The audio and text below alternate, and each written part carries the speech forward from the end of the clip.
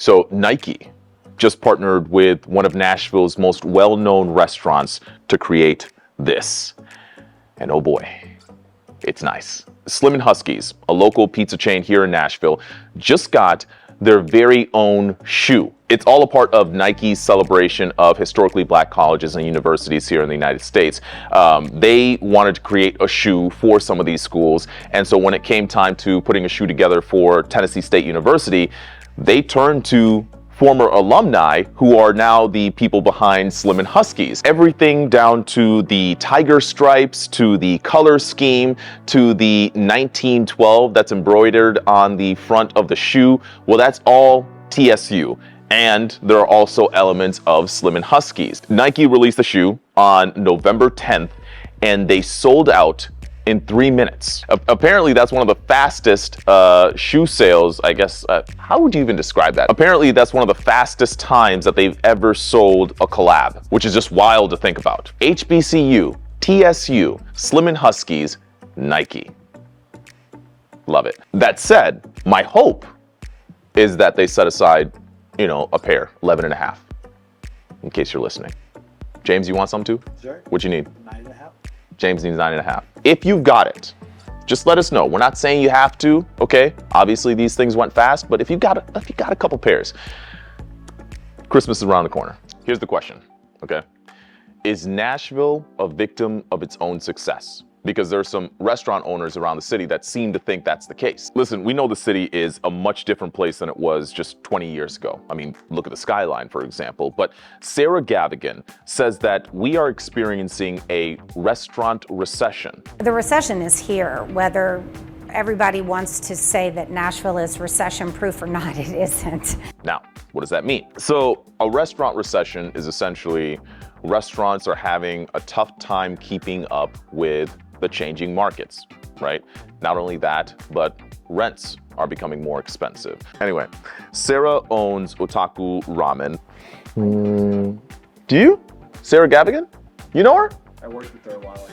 Oh, yeah. Well, just so you know, Sarah did an interview with us for this story. So that's where she's coming into the mix. Sarah owns Otaku Ramen, which is a ramen shop here in Nashville. And I'm gonna assume that when she first opened up, not that many ramen shops in Nashville, right?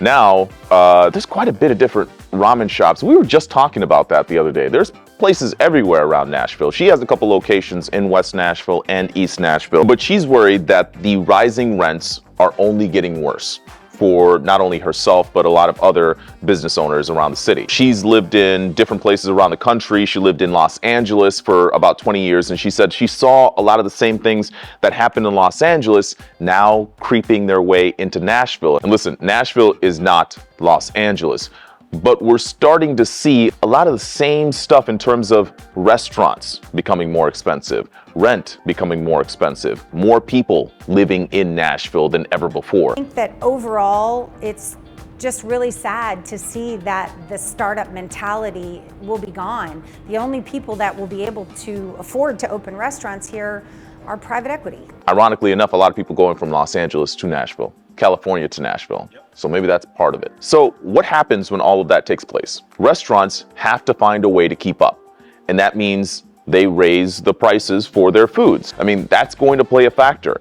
And so that's where you're seeing a lot of these mom and pop shops leaving and having to close down their business that's been around as a Nashville staple for decades. A lot of these people are having to decide, is it worthwhile to stick around having to increase prices when no one wants that, right?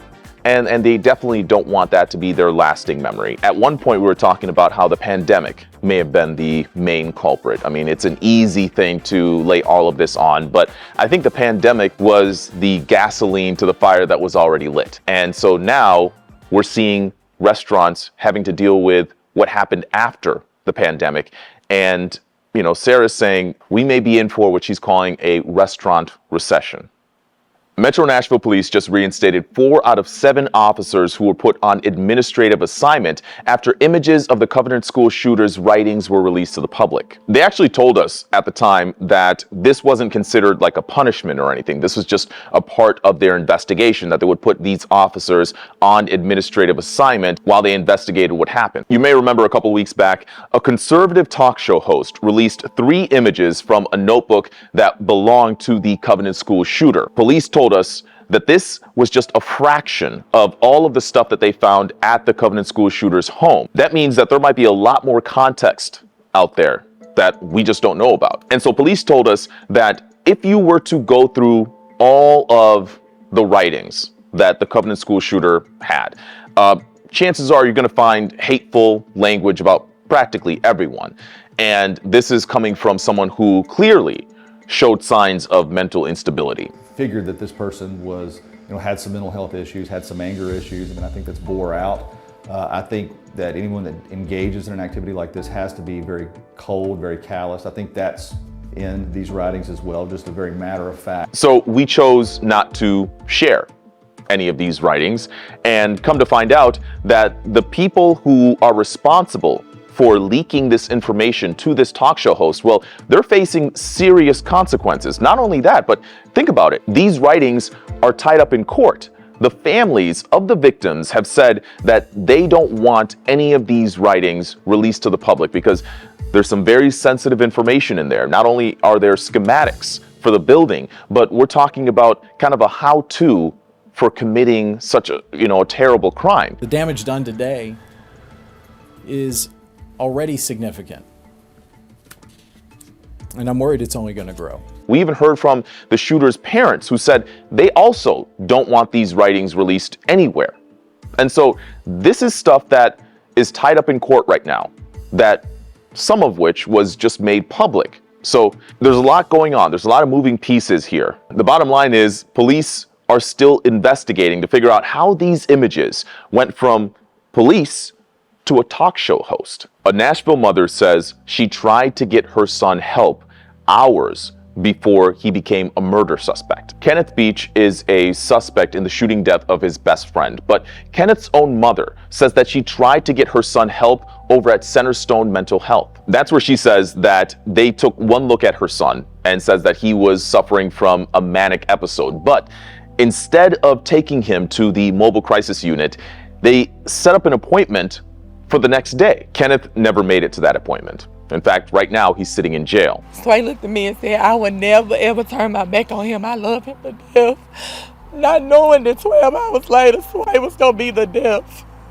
Sway was like my son as well.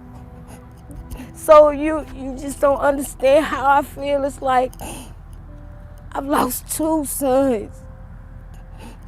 And they wouldn't help. All they had to do was make that call, and all of this could have been avoided. This is tragic for many different reasons, okay? We found out that this isn't the first time that Kenneth has had a run-in with the law. In fact, and I'm reading these notes here, back in 2004, he allegedly tried to kill his girlfriend, but was found not guilty by reason of insanity. It's the second time in as many weeks where we're talking about someone who was dealing with a mental health issue, and now they're fighting serious charges because they couldn't get help in time. Either that, or they just slipped through our mental health system here in Tennessee because there's no real place, or at least we're running out of options for where we can take some of these folks. For example, Jillian Ludwig. Okay, she was a Belmont student here in Nashville who was shot and eventually died from her injuries. And the suspect in this case, we found out, was dealing with mental health issues. He had been arrested before in a case where he shot into a car with 3 people inside. 2 of those people were children. He was arrested. He admitted to doing that. He was found not competent to stand trial because he has intellectual disabilities. 3 doctors testified that he mentally didn't understand what was going on, and as a result, this person was released to the streets with no follow-up care. I had done a story earlier, and a judge identified that in an 18-month period, there were 182 individuals who had been arrested for a crime and then released because they were not competent to stand trial. 182 sounds like a lot. It's a lot. We had to figure out what to do with that 182. A third of those people were rearrested again in a fairly short period of time. Perhaps we need to change the definition of what is competent to stand trial. And so the question, of course, becomes, what do you do with that 182 people? Do we have the space for them? Is there a place to take them? Can they get treated?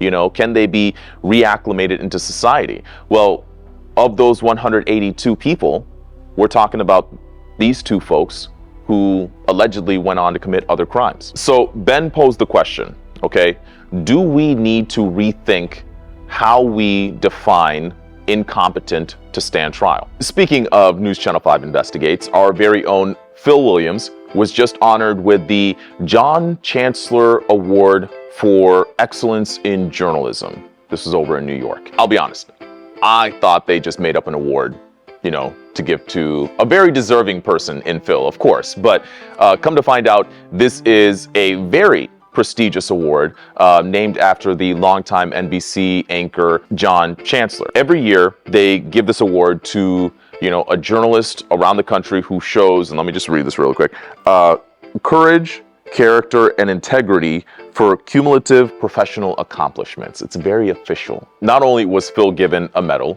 but he was also given a check for $25,000, which means lunch is on him for the foreseeable future. It's an amazing accomplishment. I can't think of a more deserving journalist in the country. I get asked all the time, what's it like to work with a man that has all the awards? And here's what I say. I say this every single time. Every shop that I've gone to, every station that I've worked for, I pride myself on trying to be the hardest working person there, right? You're not gonna outwork me. That's damn near impossible here with Phil in the building. The man will work on scripts over the weekend, okay?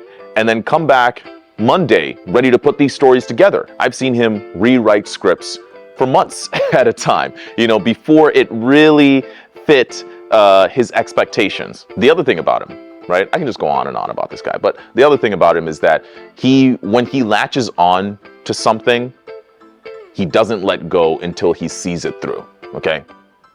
Looking at Franklin, okay? Like you saw what that meant. All that to say, this isn't a job for him. This is the definition of a labor of love. And so I'm honored to know that I get to work in the same building next to this guy. It's good to see someone getting their flowers now. I don't know of anybody else that deserves it more. We just covered a lot of ground, right? But with all of these stories, I have to look them up. I have to find out what I think is interesting and what's happening in and around Nashville. But I want to hear from you. What do you want to hear? Okay, what do you want to see more of? So just let us know, like, comment, share, all of that stuff. Until then, I'm Levi Ismail with News Channel 5. We'll see you next time.